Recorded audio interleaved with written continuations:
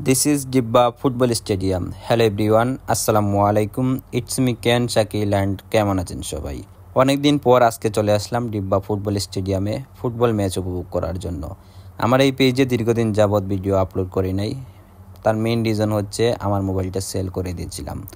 আলহামদুলিল্লাহ একটি নতুন মোবাইল কিনেছি।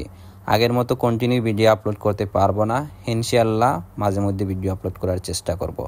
প্রবাস লাইফে সময় বের করাটা অনেক কঠোর একটা কাজ।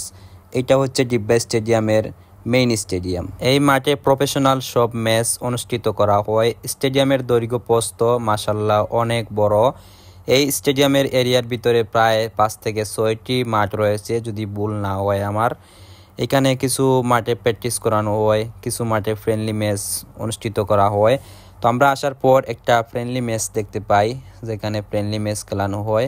চাইলে কিন্তু এখানে আমরাও খেলতে পারবো, শুধু চার্জ প্রয়োজন অল্প কিছু। তো আসার পর আমরা একটা সৌভাগ্য হয়ে গেল একটা প্লান্টি শট দেখার মতো। যে ভাইটি প্লান্টি শট নিয়েছিল সে কিন্তু মাঠের মধ্যে বেস্ট খেলেছিল, শুটটাও কিন্তু অসাধারণ ছিল। আর পাসগুলা কিন্তু অনেক ভালো লেগেছে আমার কাছে, যেগুলা পাস দিয়েছে তারা দেখেন প্রত্যেকটা পাস কিন্তু লং লং পাস দিতেছে। এই যে দেখেন এক সাইডে থেকে অন্য সাইডে দিয়ে দিল। এবার পাসটা দেখেন কি লং পাস দিল, দেখেন 3টা পাসের মাধ্যমে কিন্তু মাঠের ওপাশ থেকে ওপাশে চলে এসেছে এবং একটা গোলের দিকেও কিন্তু তারা এগিয়ে যেতেছে।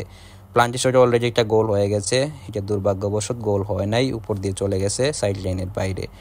আমার কাছে ম্যাচটা কিন্তু খুবই অসাধারণ লেগেছিল, কারণ যদিও ফ্রেন্ডলি ম্যাচ ছিল বাট আন্তর্জাতিক ম্যাচের মতোই আমি উপভোগ করেছিলাম যখন গ্যালারি থেকে বসে দেখতেছিলাম। এই যে দেখেন আবারও সেম আগে যে বাইটি প্লান্টি শট নিয়েছিল সে কিন্তু আরেকটি গোল জালে জড়িয়ে দিল। সেলিব্রেশনটা কিন্তু খুবই অসাধারণ ছিল। বাইটা আমি আগেই বলেছিলাম মাঠের মধ্যে বেস্ট খেলেছিল। তো সবাই ভালো থাকেন।